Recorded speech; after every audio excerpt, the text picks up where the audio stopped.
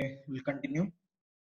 So I told you that the two permeabilities are same. So you just take the two permeabilities common and cancel with each other so that this gamma parallel will become like this.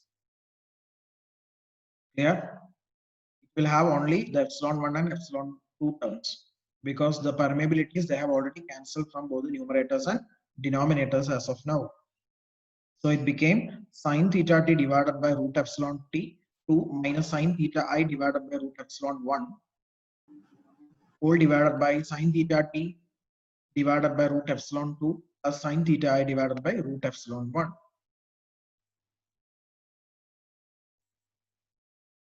Hope you have written. So we have assumed that the two permeabilities are same. So we have taken those permeabilities from the numerator and denominator and then they cancelled each other so that it became like this. Now you just rearrange by taking LCM, you just rearrange and cancel the entire denominator. Take LCM here. So what will happen? This root epsilon will come over here. This will come over here, isn't it? Cross multiply, rearrange and cancel the common denominators, whatever you have. Cross multiply so that the root of epsilon to epsilon 1 will get cancelled from both the numerators and denominators.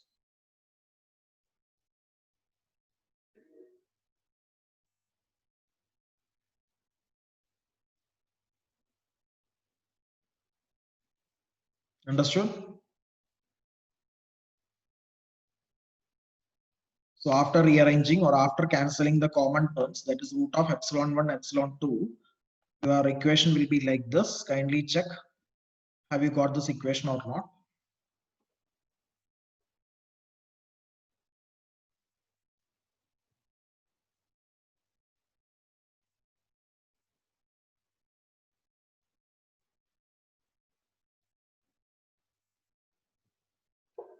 Then you know that sine theta is root of 1 minus cos square theta, isn't it? So sine square, so sine theta is root of sine theta t is root of 1 minus cos square theta t. How this equation happened? Sine square theta is 1 minus cos square theta. So sine theta is root of 1 minus cos square theta. So like that you are going to change sine theta t and sine theta t only from numerator and denominator. Theta I it can be as such because you are not going to change theta I. The only modification that you're trying to do is for theta t. So what you have done is, since mu1 is same, mu1 is equal to mu2, you just take mu outside from numerator and denominator and you cancelled. Then what you have done is, you are going to rearrange. You are just replacing the sine theta t of numerator denominator like this, root of 1 minus cos square theta t. Can anybody tell why you have gone for this root of 1 minus cos square theta t? Why you have replaced sine theta t with root of 1 minus cos square theta t?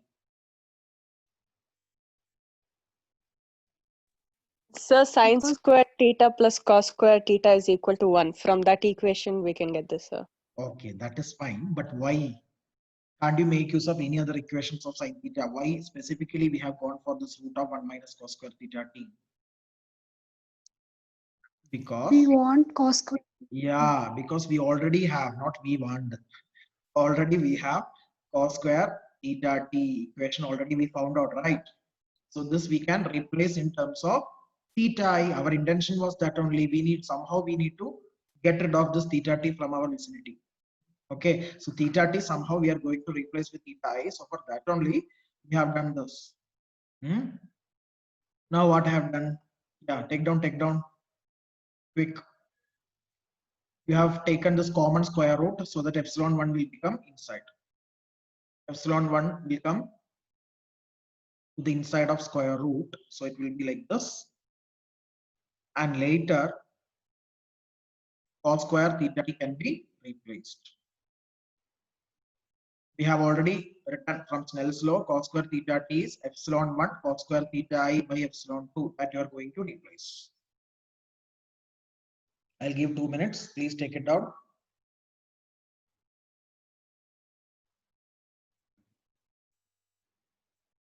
Left hand side it is gamma parallel. Gamma parallel is reflection coefficient corresponding to parallel electric field.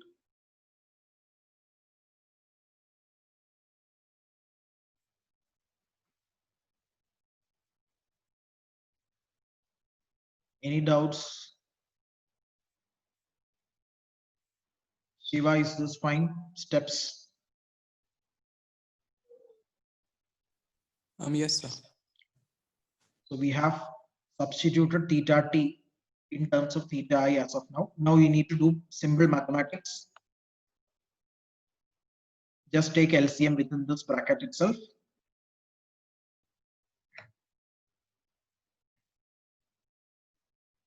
So it will be whole divided by epsilon 2.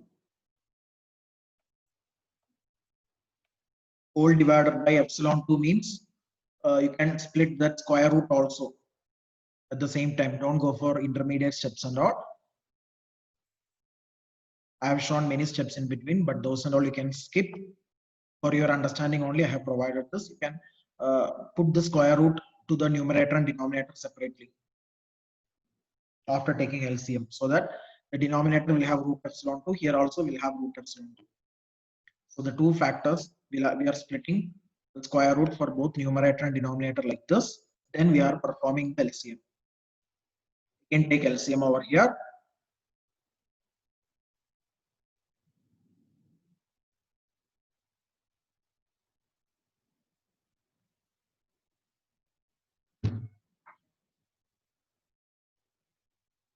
So first take LCM with epsilon 2 within the bracket itself, then separate that square root for both numerator and denominator, and then multiply that root epsilon 2 with respect to first term, so that it will become whole divided by root epsilon 2, and that will get cancelled. Isn't it? That root epsilon 2 will get cancelled from both the terms. Here also this will cancel after taking LCM. Will common. Then what happened to this epsilon, root epsilon 2? When you multiply with this, it will become epsilon 2 alone. The root will get cancelled. Clear?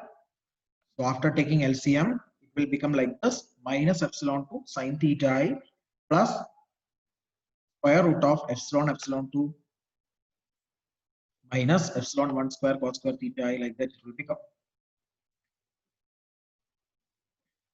So now you can see that everything is now in terms of theta I. Now one more rearrangement that we are going to do is take epsilon square common within the square root. Take epsilon square common within the square root. So when you take epsilon square common over here, what will become? Along with epsilon 2, you need to put divided by epsilon, isn't it? When you take epsilon square outside, you have to do epsilon 2 by epsilon 1. But here already we have epsilon 1 square, so the only term that we have is cos square theta I. Similarly, you have to do in the denominator also. So take epsilon 1 square outside from the numerator and the denominator inside the square root.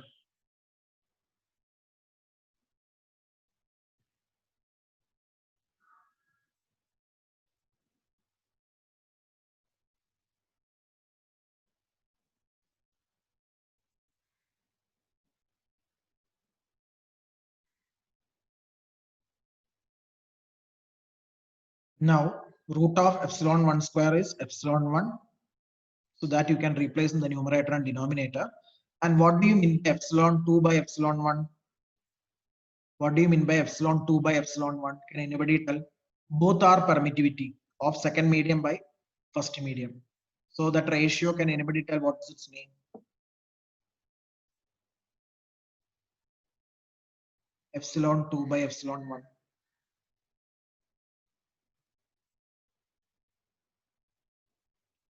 It is called a relative permittivity.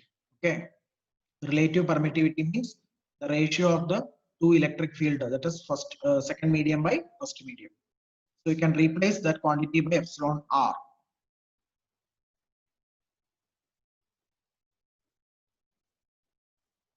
Within the square root, there is a fraction called epsilon 2 by epsilon 1 that you can replace with epsilon r as I shown here. So this will be your equation as of now.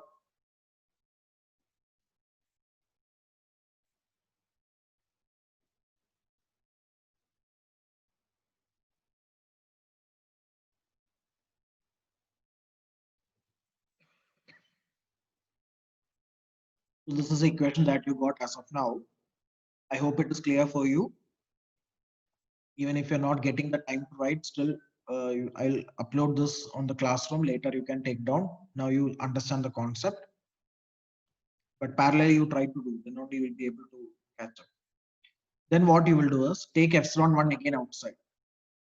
Take epsilon 1 again outside from the entire numerator.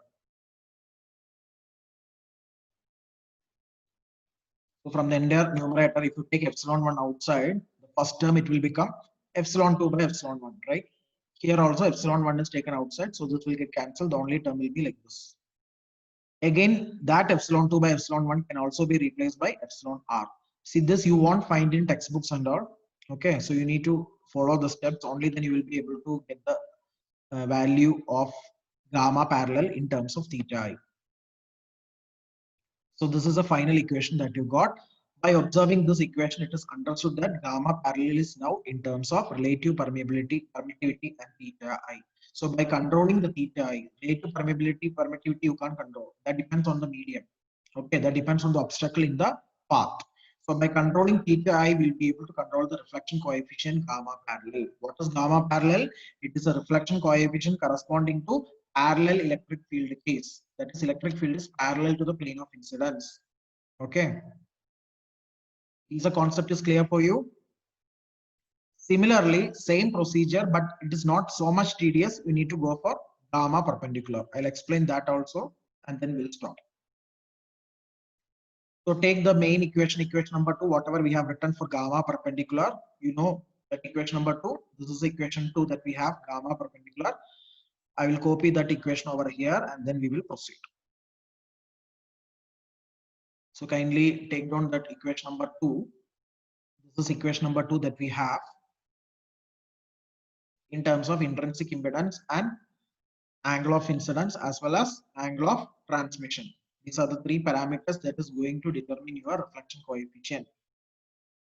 Here what you are doing is you will take eta 2 outside. You will take eta 2 outside. So when you take eta 2 outside, it will be like this.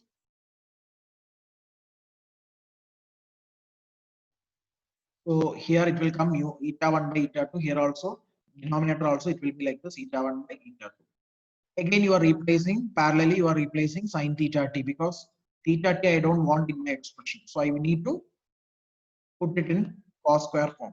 Why you are replacing with cos square? Because from Snell's law already we had that equation of cos square theta t. That is why we are going for this root of 1 minus cos square theta t. Again, we will assume our condition, that is there is no change in permeability. Even the medium is different. Dielectric medium 1 and medium 2 are different, but still the permeability property is going to same. Only the permittivity has got some change. So we'll assume that mu1 is equal to mu2. So this can be rearranged like this, isn't it? See, here you have 1 by epsilon 1, here you have 1 by epsilon 2. So 1 by epsilon 1 divided by 1 by epsilon 2 will become epsilon 2 divided by epsilon 1, because mu1 and mu2 they get cancelled each other. They are same. So it will be root of mu epsilon 2 by epsilon 1 in both numerator and denominator. And also we have substituted this cos square theta t, whatever we have found out from Snell's law, like what we have done in the previous case. And now simple max. Just you need to take the LCM. Okay, taking the LCM and then cancelling the terms, whatever we have. Any doubts from this to this step?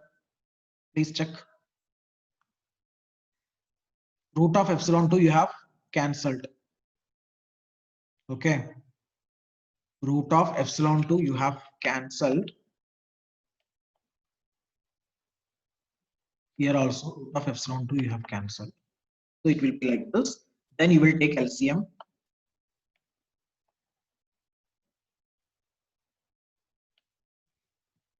Here. Cross multiply so that the denominators will be cancelled. Root of epsilon 1 will get cancelled. It will be like this. Then within the square root, I will take epsilon 1 outside so that it will become epsilon 2 by epsilon 1 over here. That is nothing but your relative permittivity epsilon r. After that, you can observe that both the terms are having root epsilon 1, which will be taken outside and cancel simply. So finally, you will get the expression like this. Now you compare gamma perpendicular and gamma parallel. You compare gamma parallel. Gamma parallel is like this. Okay, but when you take gamma perpendicular, you don't have any epsilon r term in the first term. Okay, so these are the two equations for gamma parallel and gamma perpendicular, which you can modify or you can control by adjusting theta I, because epsilon r and all we don't, it is constant actually, it depends on the obstacle. Okay, we can't control. Only by tilting theta I or by changing the angle of incidence theta I, we'll be able to control the reflection coefficients in both the polarized waves, whether it is perpendicular polarization, vertical polarization or horizontal polarization, we will be able to adjust the reflection coefficient. And what is the intention behind adjusting the reflection coefficient? It is understood that only after adjusting carefully, we are going to get the desirable amount of reflections and transmissions. Okay. And today I will upload this thing, your Erlang B table and Erlang C table on your classroom. So you can make use of that two tables for your test CI. Okay.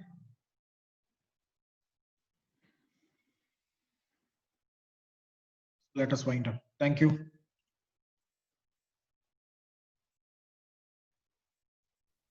Thank you, sir. Okay.